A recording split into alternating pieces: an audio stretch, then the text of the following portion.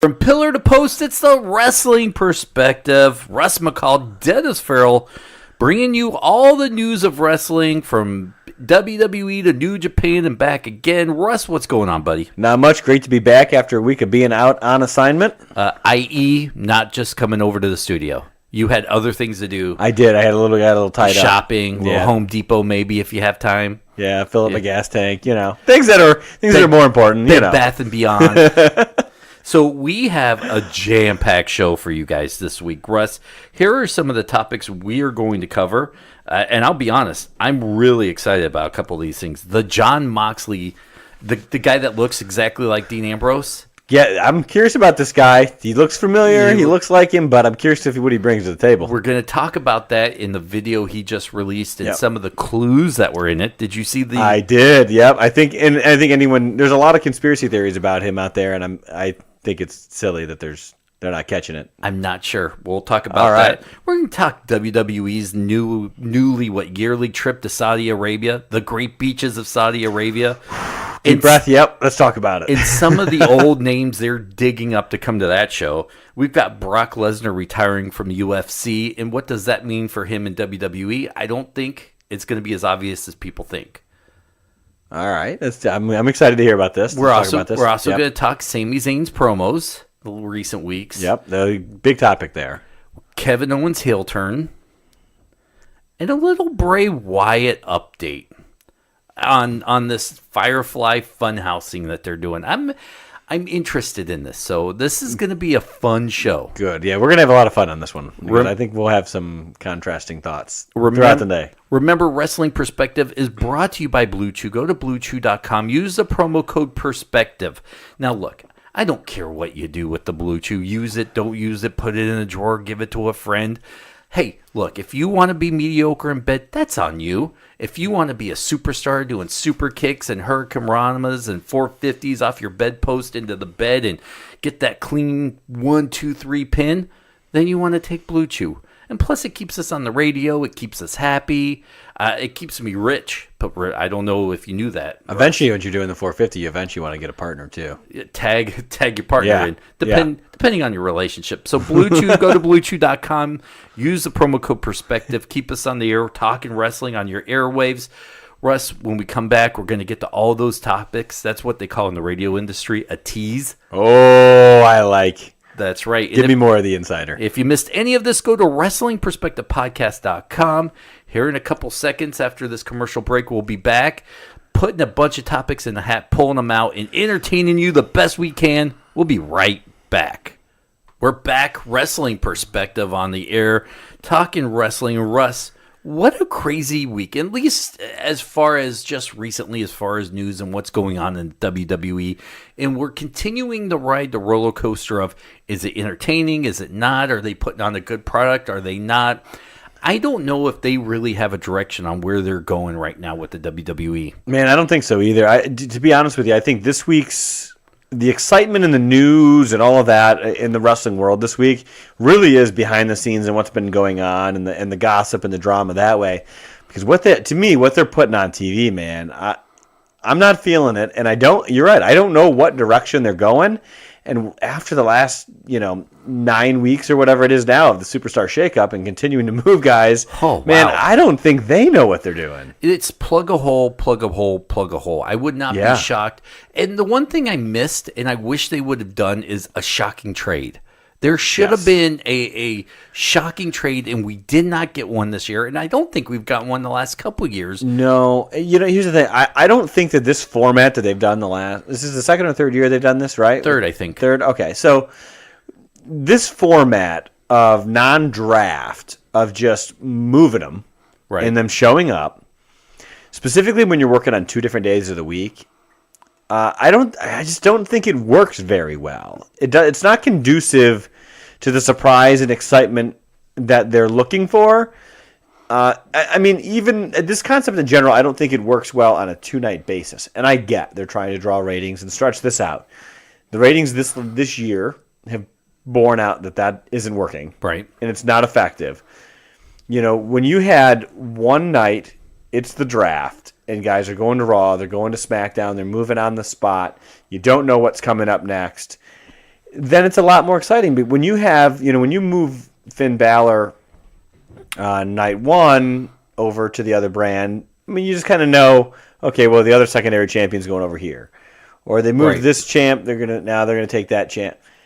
I don't like the way they're doing it because people just show up and then we're left to go, are they here? What are they doing here? Well, that's it. I mean, part of the excitement was the pageantry of lining up the draft and the next pick. You mentioned Finn Balor, and here's the thing I didn't like. Finn Balor came out the night of the Superstar Shakeup and wrestled on Raw. Yep. And conventional thinking with the way they've set this up over the years is, Finn Balor's on TV on Raw. He's Raw now. He's staying on Raw. But he's wearing SmackDown blue, which was a dead giveaway. And I know he wears blue from time to time. But that's what he packed because whatever. That's what he needs for this week. Yeah. So then he shows up the next week and it's like, what show is he on? Is he here? Oh my gosh. And now it goes, wait a second. I just saw him on Raw. Now, if I saw a SmackDown guy go to Raw on the first night, I go, obviously he's on Raw. If I see a Raw guy show up on Raw, then show up on SmackDown, I'm left going, what's going on here? Yeah, well, I mean, I don't know. I feel like once I see him on SmackDown, then I assume, okay, well, last night was still Raw. They were still on Raw. As of tonight, they've been traded. And so I can give a little bit of forgiveness on that aspect. But when you look again, I know your favorite superstar, Lars Sullivan, he appeared with a guy who didn't have a brand prior to the shakeup. Right. Appeared on both shows the next week. And nobody knew. And nobody still knew when it was done, like, what show is he on? Why don't you tell us? Because we don't know. That's kind of the point of the show, is that you tell us where everyone lands. And you didn't even manage to do that right. I did think they did it right a couple years ago with John Cena being a free agent. I think there needs to be more free agent storylines, and that works. And you can do that every year with multiple people. Well, yeah, exactly, I think that's something that you could absolutely pull off if you have the GMs there. And I'm not always going to be in. You'll never really hear me endorse the GM format, right? It's outdated. But that is the trade thing is one thing that does work well when you have GMs because you can have them vying back and forth for this guy's services. The one that got me was this week, or with this trade, was Roman Reigns, where they make it appear that Vince McMahon didn't know Roman Reigns was coming out. Yeah. And then Shane didn't know Vince was coming. Hey, then who did? How'd he get here? Right? Like, that's silly that the CEO and the son, neither one knew the dude was coming out tonight. Come on. I'll one-up you on this. And I'm not much of a one-upper, but I know. This week on Raw, what Blue Chew I am. This week on Raw, we saw the return of Miz's talk show. Miz comes out. It looks like Miz is going to get into something with... I don't know. Bobby Lashley. Yes, thank you. No problem. Yeah, until Shane McMahon shows up. Now, Shane McMahon, it depends on where we are, because I feel like, and no spoilers here, I'm in Avengers Endgame where you jump around through time where, you're like... Hey, easy. I'm just saying, where... 4 or 5 months ago, the McMahons were like, we're going to be everywhere. This is your TV stuff. We're going to give you what you guys want because they want the people to come back home. Then 2 weeks later, it's Shane's on SmackDown again. Doesn't really come over to Raw. They go back to their assigned positions, right? Now we see Shane on Raw fighting Miz yet again. And look, I'm a fan of some storylines not ending at WrestleMania. The ending of the Shane McMahon Miz match set up continuations, and I was absolutely. You're right. They did a good, and I liked it. But that was fine. Off the heels of the Superstar Shakeup, I didn't feel like that was good timing. No, I didn't, and I think to kind of lend in that direction, when you start looking at just the way they've booked the shows with debuts and guys that have been switching brands. they're fighting guys from the other brand as well. I agree. Listen, when we come back, we are going to get into the topics we actually told you guys about, not the Superstar Shakeup. You're listening to the Wrestling Perspective. You can go listen to this and myself and Petey Williams at WrestlingPerspectivePodcast.com. We'll be right back. Wrestling Perspective is back. If you missed this or any part of the show, head over to WrestlingPerspectivePodcast.com. Make sure you subscribe. And you can listen to me and Russ or PD and myself do shows. There's 2 a week. You get this commercial free. So it's where you want to go. It is, absolutely. If you're not subscribing already, man, you're missing out. Dennis and PD do a solid show, man. Yeah, I mean, no one would know because you don't promote it, by the way, Russ. I do, too. I do, too. Here's the thing. I'm calling you out live on air. Oh. Here's the thing. Our show is time sensitive, you and I. Yes. It is live on the radio. So I love it when I tweet out the links, right? Hey, we're live, listen now. And then like a day later, you're like, hey, come listen to our show. Okay. In fairness, I am promoting it, okay? You're saying like I'm not promoting. I am promoting. Maybe I'm a little off kilter. You're promoting like the golf hour or something that's coming on this network. So, well, go check it out. Here's the thing. You can check it out on SBNation.com. You can check it out on WrestlingPerspective.com. Yeah. You can check it. I just thought I'd say something. As a man who struggles to log into his Twitter on a regular basis, I'm all ears. As you can imagine, I'm here. It is hard to remember to get on, and I don't get it. There's a little thumb signal or something in the hand, little jive hand. It says, "Hey," pointing to the phone, like, "Hey, just tweeted it. Get on there. It would be helpful." Oh, so you want me to babysit your social media? Yes, now you're getting it. I get it. See? I just giggle. I want you to know every time I see it, like Sunday morning at like 2 p.m. That's morning for me, by the way. Yeah. I see Russ like, hey, come listen to our show. It's like, hey, bud, it's been like a day and a half now. Nah, I won't say anything. So your friends are listening going, I didn't know Russ did golf talk. Russ is multifaceted. He's going by a different name on that station. You can throw my voice, sound like I'm 80, whatever. Let's get in some nuts and bolts here. Because this Jon Moxley, Dean Ambrose thing was great. Yeah, it was. It was a fantastic video. I watched it, and it felt like a WWE production. It really did. Which I think says a lot for AEW coming forward because I'm sure they had a level of hand in producing and getting him ready. I think so. I don't know. Absolutely they did, man. Come on. He was promoting right and left. That was their handiwork getting it prepped. It's not like Jon Moxley's got a studio in hand getting all that set up, man. Either that his or pocketbooks. He went to his WWE buddy like, hey, bud, will you shoot this real quick? Little hand here? Yeah, no, I doubt it. I wouldn't doubt that. Maybe I doubt it. I've seen the wrestling business, by the way. Yeah. Oh, yeah. I would imagine that was something that Cody and the Bucks helped him set up in order to promote. So up until about an hour ago, I really was wondering. That video left me wondering until I kind of saw the conspiracy theory stuff that, hey, maybe this is something that the WWE is doing to reboot. Like, look, I wouldn't put it past the WWE to throw a little bit of hints in. They threw shade at them at the Hall of Fame, which we never thought in a million years that would happen. Yeah. What better way to throw this amazing curveball than to throw out a video, have him change his name to Jon Moxley. You do this whole goodbye to Dean Ambrose. This is a goodbye, see you later. I mean, the Shield had like a random Sunday night goodbye pay-per-view. It was like a 2-month farewell tour that they ran with it. Yeah, it was insane. So my thought process was like, what if this is the WWE totally cashing in on everybody getting so hooked on every single wrestler leaving that they're like, You want to fall for something? Watch this. We'll give you everything you want. Jon Moxley is coming back. We'll throw hints. The dice on the back of the wall as he escapes or breaks through or whatever in the video has was it 2 and a 5? That's the date of 25th. Yeah. What if they did all that for a WWE Jon Moxley return? Because I'll be honest with you, I don't know exactly when his contract is up. I don't know if anybody really does. We've all been told his contract's up soon, right? Yeah. And that it was running out. So I mean, I would assume there's no compete. Is it running out? You know what? I think there's zero chance of that, to be honest, man. You think so? Because they fooled us before.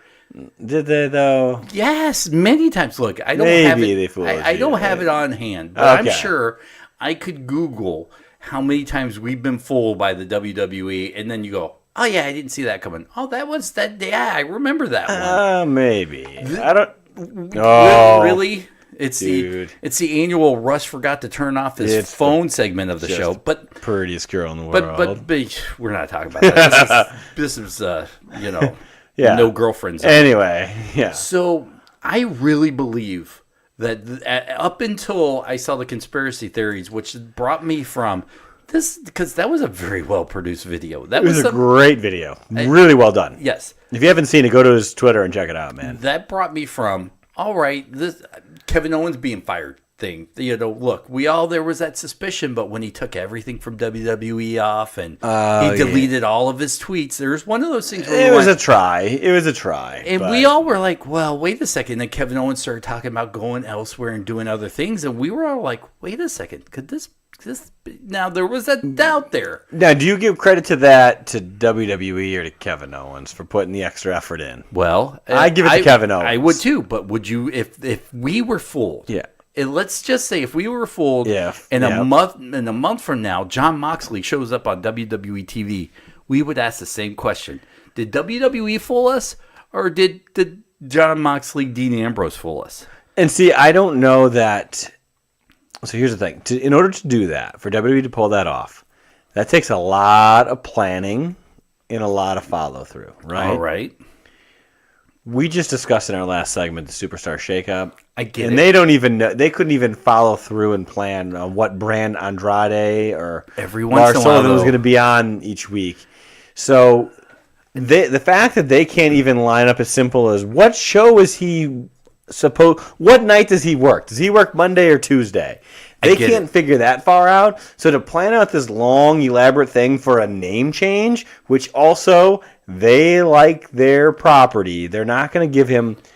They consider that Dean Ambrose an established brand. There's no way they're going to reach out and say, maybe we should do Jon Moxley and pretend you're going to be hardcore and give you some cookie sheets. They're not going to do that. Disagree. Because we're seeing this weird little change now. Wait. Before you jump in and tell me how stupid I am. Poop all over it? Yeah, go ahead. I'll squeeze my cheeks together. Go ahead. Never in a million years would I ever see the Revival come out with FTR on the back of their trunks. I don't think they know what that means. Please. You don't even believe that. You just threw that in to be snarky. You don't even believe that. Somebody's got to know. I don't think they care enough, to be honest. Well, but that's just one of those things. And I'm trying to think in the back of my head who's there. Samoa Joe, why didn't they change his name? AJ Styles, why didn't they change his name? And I think you got a point. That's Triple H's influence on this on brands as they're establishing in, right? But they're not going back in and changing names that have already been changed. Well, we haven't seen precedent of that yet. And there's always the exception to the rule. But they love the Shield. The 2-week farewell tour on everything you could possibly look at on WWE.com and Network and Raw and SmackDown and Dark Mat, YouTube, everything they could put a Shield farewell tour thing on, they did. And Dean Ambrose, as a name, is part of that Shield package. Right. The fact that they would even consider giving that up when they don't have to is asinine to me. Look, I'm playing devil's advocate. Yeah. I haven't and you're thought wrong, this. But that's beside the point. Go ahead. Maybe I am. Yeah. And I'm playing devil's advocate just to do this here, and I kind of agreed with your point. Yeah. And they're not also going to advertise anything that promotes towards AEW, which is the Dice and the 25 and all that. Hang on now. Putting that direction in. I would disagree with they're fighting hard against AEW right now, making sure no one gets out. And they're not going to promote anything that looks similar. I would agree with that, but disagree with the fact that they brought their name up at the Hall of Fame, their biggest weekend of the year. Only to drop a turd on them. Well, they still brought it up. This is that's a huge precedent coming from the fact that up until WWE was close to purchasing, WCW, or WCW overtook them in the ratings, was the first time they ever acknowledged anything from WCW. Well, now you're right. So hang on now. Okay. Hang on. So with that being said, you mentioned AEW on one of the biggest nights of the biggest weekend of your product's career. You bring them up. There was no need. They didn't have to even bring them up to poop on them, but they did. Now you could do this to poke fun at all the marks. Well, hang on. I'm not even done. I forgot where even I started. All right. Well, I think I was trying to make a point. So now we're all like, oh, he's going over here. We're all hook, line, and sinker, Jon Moxley. And WWE could be playing us all for fools because no one truly knows when his contract's up. Wait, so some dirt sheets got wind of his contract's almost up. Then some people roll with it. This is could be rolling into a got you because I now remember my point. You bring all this stuff up about the Shield, right? Yeah. And I totally agree. But what better way to sell Shield going away shirts? Get your Shield stuff now. You'll never see them. Which is why they did what they did. Yes. You'll never see them again. And what easier way to totally break up the Shield than the lunatic asylum snaps out. Goes Jon Moxley on everybody. Total change. Now you have a guy who was so embedded in the Shield that all the indie guys go, Jon Moxley has nothing to do with the Shield. He broke free of the lunatic penitentiary or whatever you want to call it. This could have some amazing storyline implications if this was a WCW work or WWE work. Do you see where I'm going with that? I do, but I think now I don't know if they're smart enough to pull it off. By the way, I don't think so at all. But think about that. So I think the fact, and you had a good point about like when they mentioned WCW in the past, right? Right. And they only brought it up when they were nervous. Just one? When they started losing, and yes, one. Just 1 point. Yes. Yeah, that was one good one. I you had a bunch of points. One good one. I still think, by the way, before you hit your point, we got plenty of time here. Yeah. I still think the whole bringing him back as Jon Moxley separates him from the Shield. As if he continued as Dean Ambrose for whatever long his run is, let's assume for 1 sec, play along with me, okay, that his run lasts for one more year, right? Yeah. If he went in that whole year as Dean Ambrose, we would all be waiting and expecting a Shield return, right? Sure. But what if this led up to a Jon Moxley year run in the WWE? Maybe, except for the fact that there's zero chance they book him any differently. So what's the difference in a name change? Well, Buzz. Really, what's the difference in a name change? Buzz. Think of the money he'll get on the independents as Jon Moxley in the WWE. I don't know about that. I don't think so. I really don't. And they're, the last thing they want is him to start calculating how much money he can make as Jon Moxley if he's got that name on TV, right? They don't want to do that. But we're also assuming that his contract's up at any length of time. I don't know. I will not lie to you. I have zero. It could be already up, and he could be on his 90 days. I'm assuming so. I think the fact that it's. I don't even know if he's got a 90 days because he let it run out. He didn't. It's not like he was terminated. Well, so I don't know. I don't know how that works with them. I mean, if they're promoting the 25th and they're promoting that gambling theme and that there's a chance he's showing up at Double or Nothing, that would lend to think that that's less than a month away at this point now. So I would tend to assume that he is not under a 90-day no-compete if he's able to do all of this, right? There's no way he's not under. I think if he's able to release this video and put that forward so much, I don't think he's under that 90 days anymore. I think he would release that video even under his 90 days. He's just not allowed to work, and he's not allowed to announce I think anything. It's a risky territory. Well, look at Ty Dillinger. Even under his 90 days. He still tweeted out that he's got bookings coming up. Yeah, after his 90 days. So I think that's allowed. It might be. But I mean, 90 days away. By the way, he never announced anything. No, we're all assuming. So that video didn't say wouldn't have. No, but given that they just let out the deal over here, right? He just got off done with the network and all that stuff. It's just been a week or two, right? 90 days, you released the video when you got 90 days to go, 3 months to go. It seems insane now. But what I was saying about the WCW thing, and it makes, you're right. They don't mention the competition until they're scared. Mm-hmm. Let's be honest. Right. Big bad WWE, as big as they are, and it's never going anywhere, yada, yada, yada, get it. They're the champ. Power to them. They don't mention the competition until they are scared or it has essentially been eliminated. Okay, then they're rubbing it in.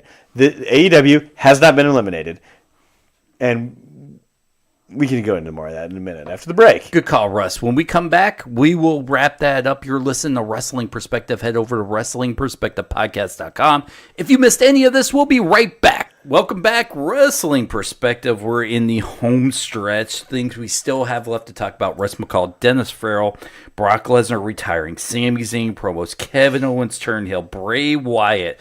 But quickly, you want to wrap up a point. Yeah. And by the way, before you wrap it up, if you missed this or any part of Russ's points earlier from the show, go to WrestlingPerspectivePodcast.com. Russ. Yeah, so I think the fact that they're bringing up AEW in any form or fashion says more to the fact, I think it goes to the point that people like Sasha Banks, Luke Harper, The Revival, all requested their releases. Okay. All been denied.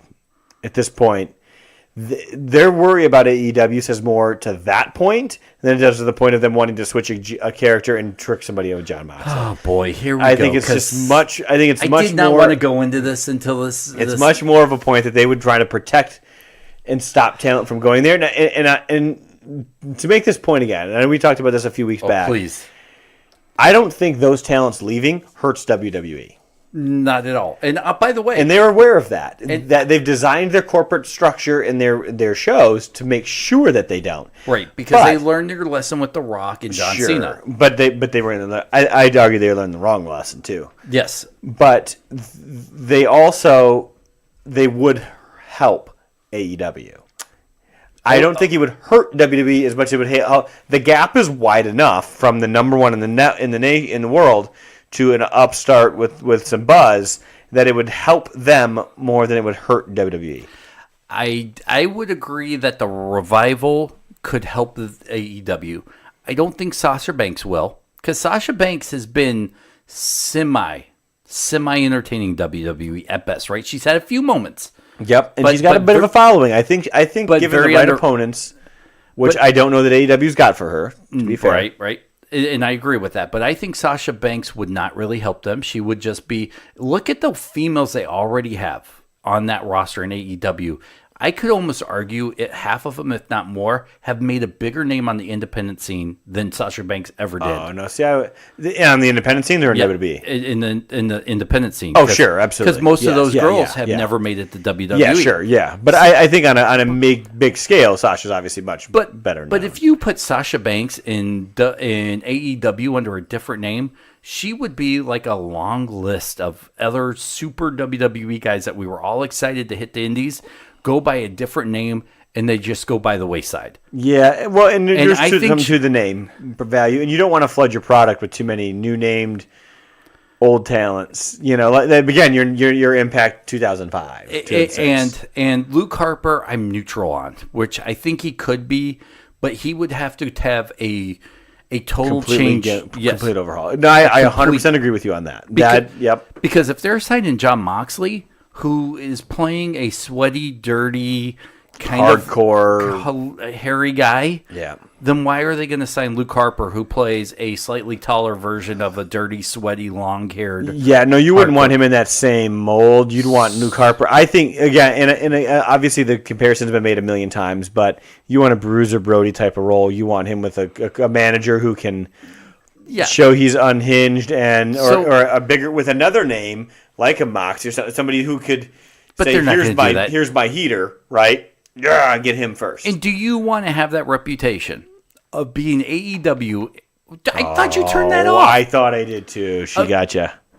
Do you want to have that reputation of being AEW and just taking WWE throwaways? No, you don't. And that's what they would do if they signed all three of those people. No, absolutely it is. Absolutely it is. And so I don't think you go with after all three of them, but I think it says a lot that those three are willing to take a risk. Are they? Because the fact that WWE doesn't want them to take that said risk in order to keep them, because if they don't want to be there and you're not pushing them, they're not pushing the Revival. They clearly weren't going to continue to push Sasha Banks. Luke Harper has been ready and hasn't been on TV in months. They don't care about them as talents. It's the fact that they're keeping them away from the competition is the main kicker point. You know what? I disagree. Here's what I will say. And I've worked in the world of contracts, ESPN and all this stuff. Sometimes it's you signed a contract, you're going to live to this contract. I don't care where you're going, whether we need you or not. Sure, yeah. And that's what I think a lot of that is. I don't think they're worried about Sasha Banks popping up somewhere. I don't think they're worried about Luke Harper popping up somewhere and doing something. I think they're worried a little bit about the Revival just because they're way more outspoken and they use Twitter the right way. Man, do they use Twitter to bury their own boss. And they have. Yeah, but we got to wrap this up. But I don't think they're worried about Sasha. And I wouldn't, if I was AEW, I don't think I'd want Sasha Banks. From everything I've heard about and what you've heard, she's not listening. She doesn't listen well, and she's kind of difficult to deal with. Why would you want that in your locker room? Yeah. So I don't know so much, and this is just me personally as a fan. I don't think they would want her. Luke Harper, I have not heard anything negative about him, but Luke Harper's 39 years old. Exactly. So do you want another 39? Let's assume Eli Drake is going to AEW. Eli's what, 37, 38? Yeah. Have the young. How old's the Young Bucks? Oh, I don't know. That's a good question. He's got to be mid-30s, right? Mid to late 30s? Mid to late 30s. Yeah. Chris Jericho is almost 50-ish. Yeah. But you got seasoned guy. This is talent and seasoned, and I think that makes a difference. I'd rather that than 22-year-old flip-flop flies.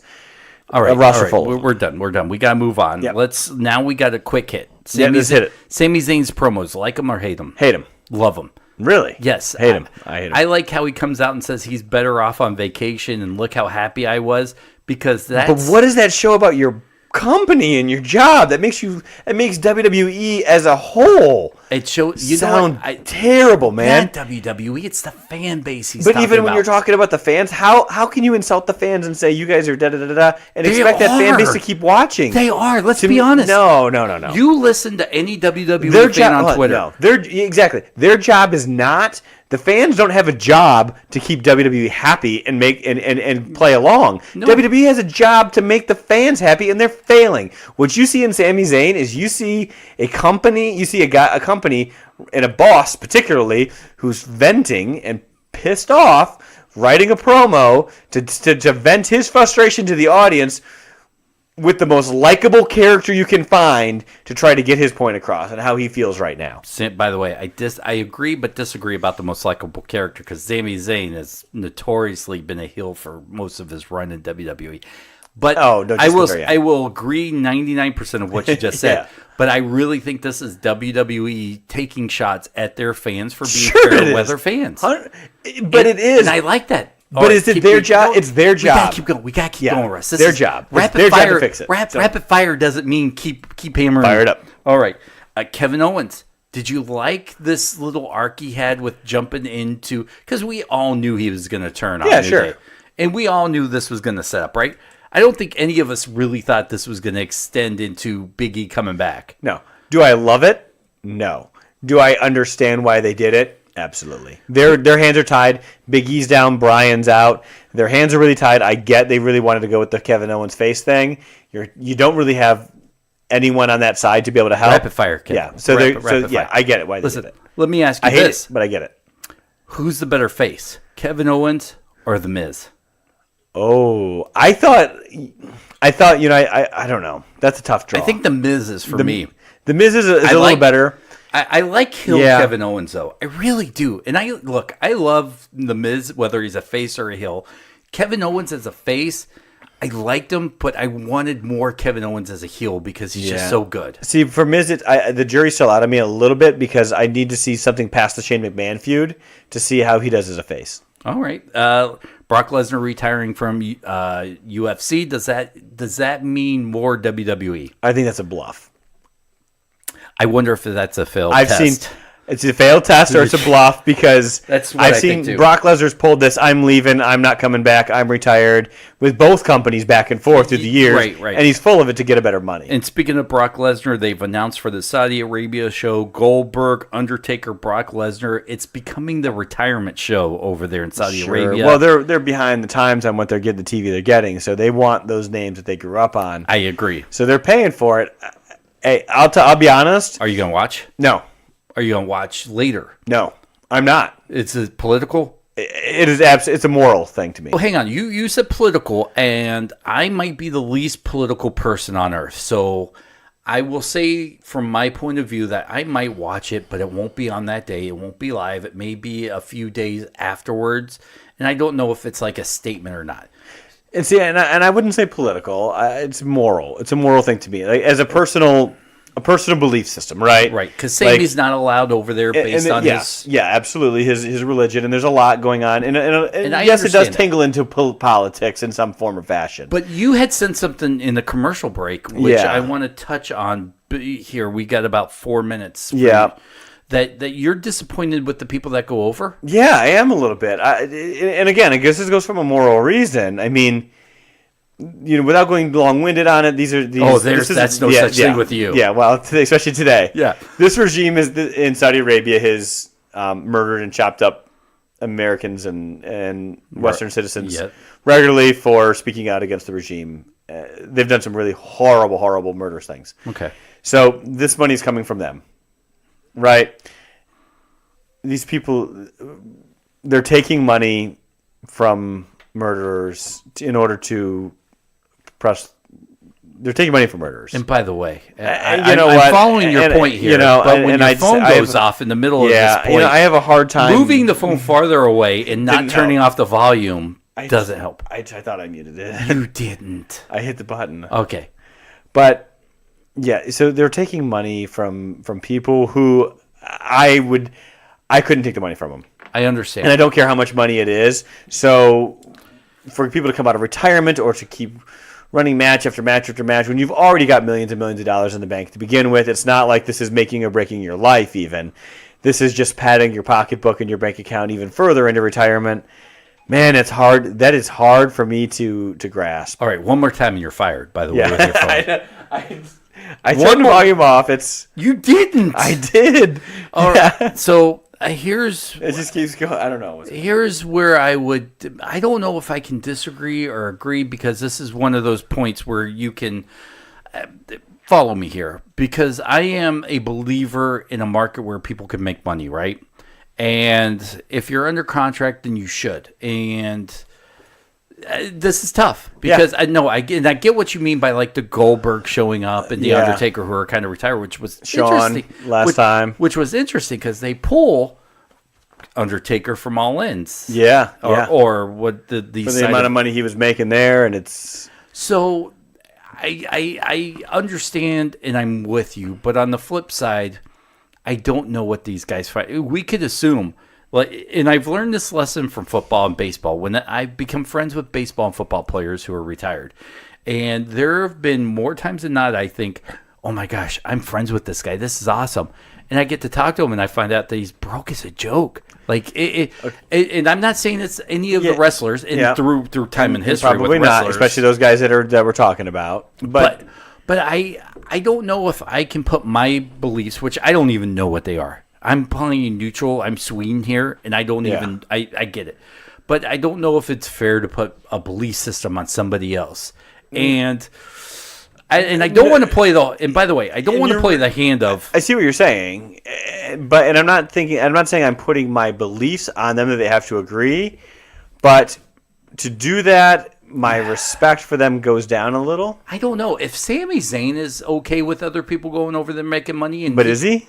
I think he kind of is. And I don't know. I've heard him say, and I've at least read somewhere where he's like, look, that's their thing, and I respect them for doing it, but no, for me. Which is exactly what the company needs him to say. All right. To keep his paycheck going. When we come back, we're going to switch gears. I want to talk about Joey Ryan going to WWE. You're listening to Wrestling Perspective. We'll be right back. All right, we're back, Wrestling Perspective. If you missed any of the Wrestling Perspective, head over to WrestlingPerspectivePodcast.com.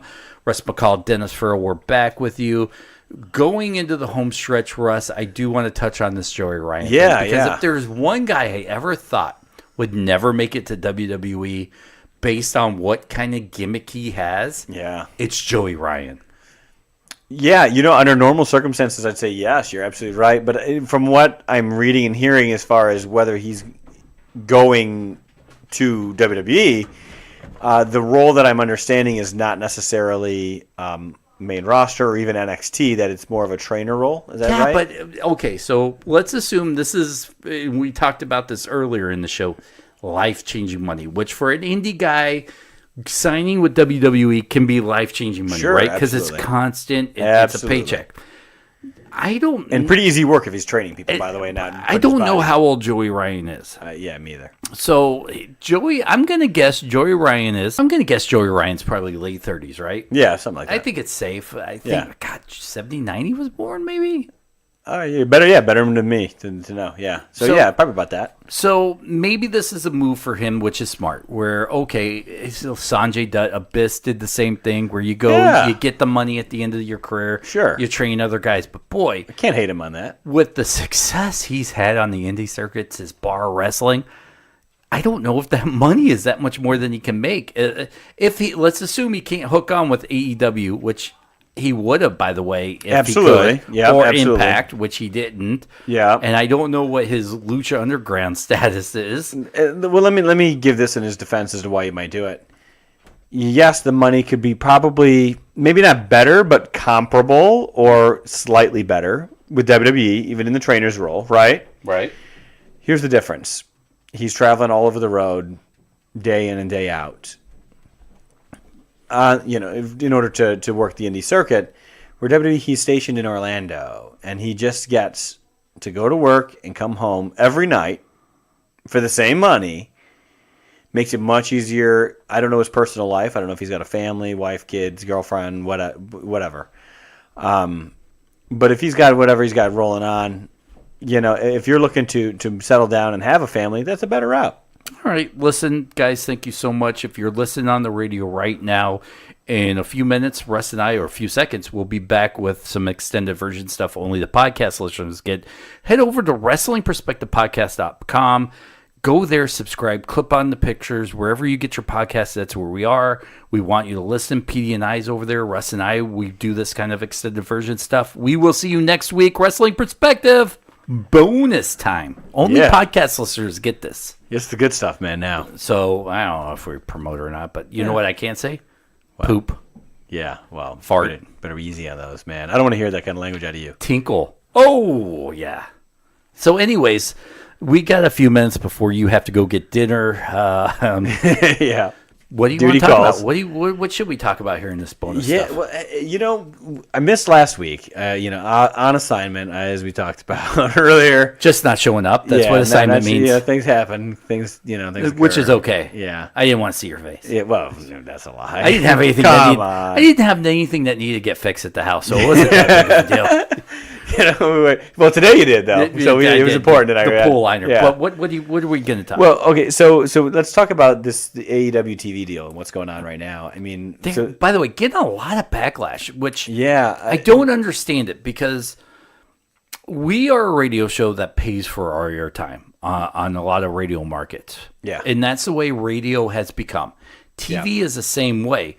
Where at times, right? Well, there are very few, right, outside of the major, Mark Burnett's and their Aaron Spelling stuff. Yep. In WWE, not many places get paid for their product, and if they do, it's very minimal. Or you end up like Impact on Pop or Spike or wherever. Yeah, and you've got live sports that are generally paid for their stuff, and live entertainment, which is, I think, where people are trying to figure out what's going on with AEW, because they're much more similar to a live event based on the way the TV's rumored to be structured, like WWE's, than you are to, Is MLW on TV? Yeah, it's on beIN Network.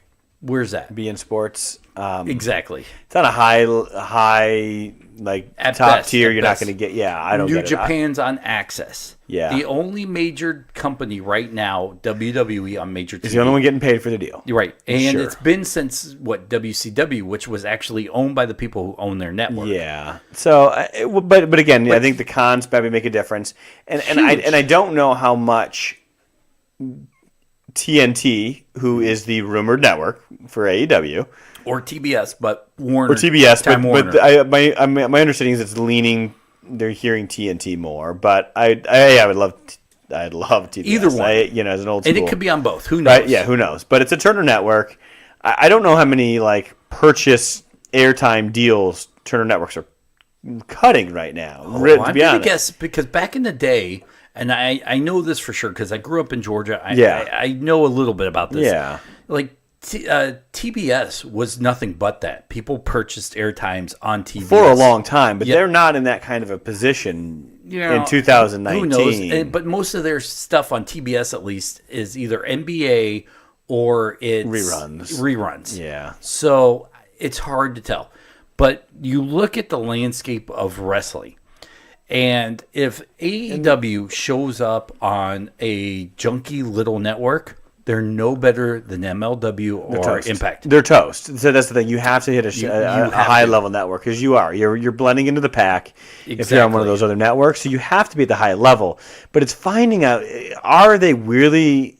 I don't know. Now I've heard some statements from people who were said close to AEW or in AEW who've said that the rumors of them paying were something somebody else put out there. That was not true. That they are being paid for their airtime. And Jim Ross has even kind of hinted that they're being paid, and he quote doesn't know the details, but understands that they're being paid, and it's a high level network. So I tend to believe that more than a random internet rumor that just took fire. I think they're being paid for their deal. Well, let's assume for 1 second though, because this is where I take issue with wrestling fans. Yeah.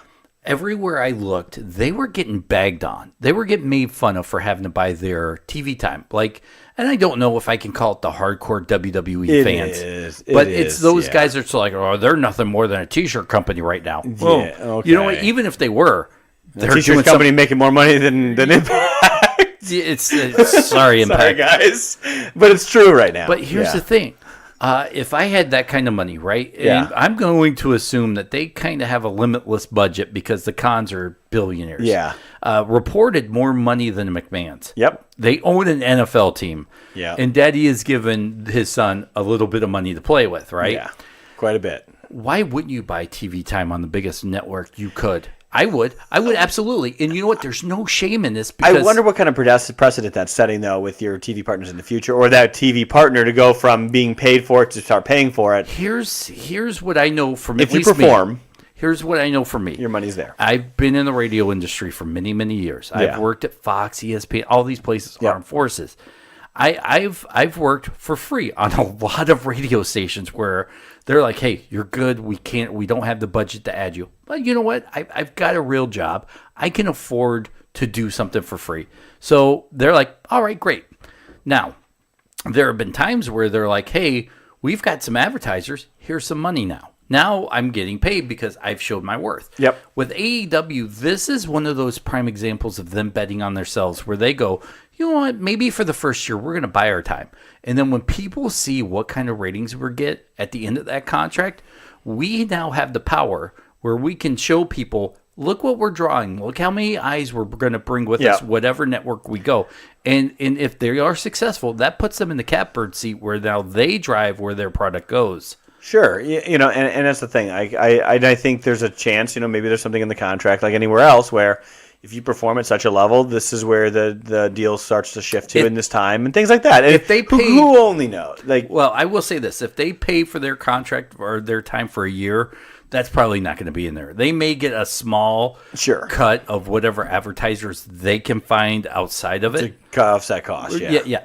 But outside of that, they're going to pay for that year. Sure. That's not going to go away. And now but it might be a window to look at at that deal. I'm going to guess at the end what's going to happen is they're going to sit down and sign it for a year, and then at the end of the year they're going to go, well, we've tripled any show you've had. You can either now pay us to stick around, or we've got a track record. We now have, because this is betting on ourselves now that they.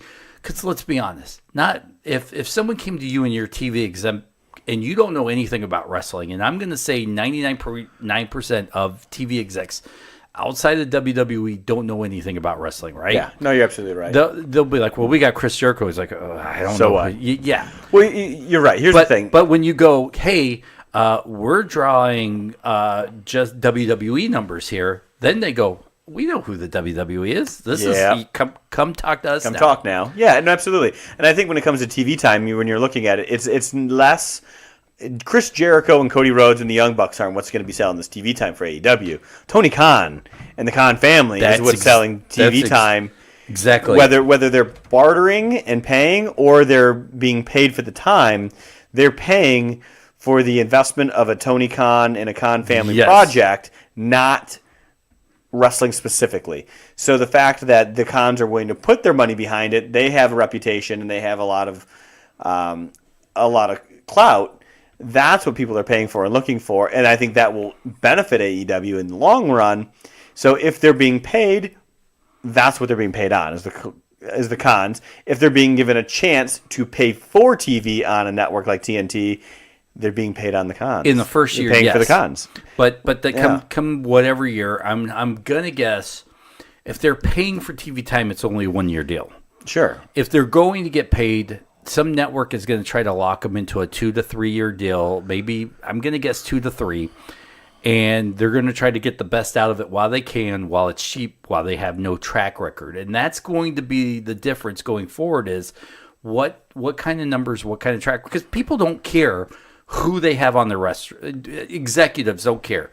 They could have all the WWE Hall of Famers, but if they draw like Impact or if they draw like MLW, it doesn't matter. Yeah, no, you're absolutely right. It's how many eyes it can bring it and what advertisers. Those are the only two things TV execs look at. You're absolutely right, and I mean, and that is something I think is, and I am really pulling for AEW, and I'm a big proponent of something everybody very different than WWE, because I've never been a huge fan, going back to the 80s when I was a kid, of WWE's product presentation over the alternatives, right? 80s and early 90s, I'll disagree, because it was a little WCW. bit. I was too, but I loved the golden era, and I loved the pomp and circumstance they brought to their characters. I still love the gritty, sporty, and I NWA love that feel. I still do. By the way, we both grew up. I've always been that way, and I'm always pulling for an alternative other than what Vince McMahon wants to do. But I still have a question in my mind. On a realistic basis, yes, they drew 10,000 fans at All In. I was one of them. I was right there. Yep. In that arena. I went to Chicago. They've already sold out more than, I don't know what the number was, 10, 12, 15,000, whatever it was, for Vegas, right? Right. And you can almost kind of throw the Madison Square Garden thing in before they all Sure, pulled out. They sold that too. Yeah. So, and then they all pulled out. Before, 3 times in a year. They in a 12-month period, they've sold out a 10,000 or more seat arena. Yes. That is fantastic. That's wonderful. And it's great for selling your product when you're showing metrics, right? No. Well, I will disagree, because... And that's where I think the problem comes in. Because it's all about TV and advertisers. That's something but they're showing that they have the ability to draw eyes in multiple locations. Well, Chicago, New York, and Vegas. Those are big markets, strategically, I think. Right. They showed they drew 10,000 or more. So that gives a little show that we do have some draw to fill a big arena in major markets. But you've done it 3 times in a year. If you're going live on TNT every week, you're going to have to, like you said, you can't draw like MLW and Impact. You're going to have to fill those 10,000 seats every single week, every market you go to. And that's where the interesting part comes in. Is that an option? And then, because it no longer becomes a vanity thing, like going to Mania, going to All In, going to Double or Nothing, where it's a traveling road show, it's coming to your town, and can they get that many people in every town they go to? That's the big question. Well, that's for live shows. Here's where I will disagree. TV executives don't want 10,000 people showing up to arena, because TV executives don't get squat from a live crowd. Those 10,000 people are 10,000 people that are not sitting at home watching on TV. And TV, you're right. Live and TV, 2 different animals. USA doesn't get a percentage of the house door. USA doesn't for WWE. If WWE showed out WrestleMania, or let's say Monday Night Raw, USA doesn't get a dime of concessions. USA doesn't get a dime of anything that happens in that arena. You're right. So TV executives don't care. Here's the thing. These guys, let's assume, AEW. Yeah. AEW could fill up a 10,000 seat arena, or could fill up a 500 seat arena.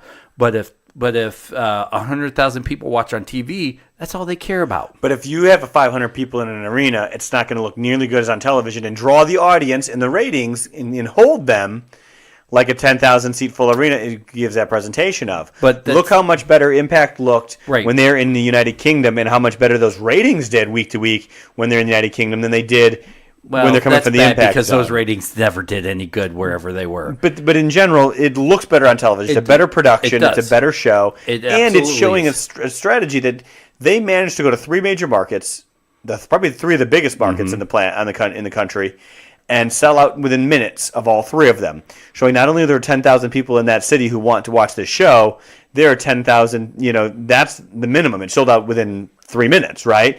So that they have a draw in those big major markets, which shows that there's, on average, more people that want to see that are watching. They're not going to be in New York and Las Vegas and Chicago every week. So those 10,000 fans that are sitting there are going to be 10,000 more viewers that they didn't have before. When grand total, you're looking at 40, 50,000 total, like for an Impact, right? Is that where we're at? But the only reason why I would disagree here is, if all that were the case, New Japan would be so much more popular here in the United States if it was only about the production and what the stadiums look like. Because anytime I've seen they look great. They look amazing. They look full. But the production, the way the show is set up, the TV show itself is the issue. I get it, Japan, but I'm just using. And look, it's an apples to orange argument. But I'm trying to say that if people tuned in and looked at a wrestling match and saw a full arena, I don't know if that so much cares if they know how to manipulate. Like Impact Now.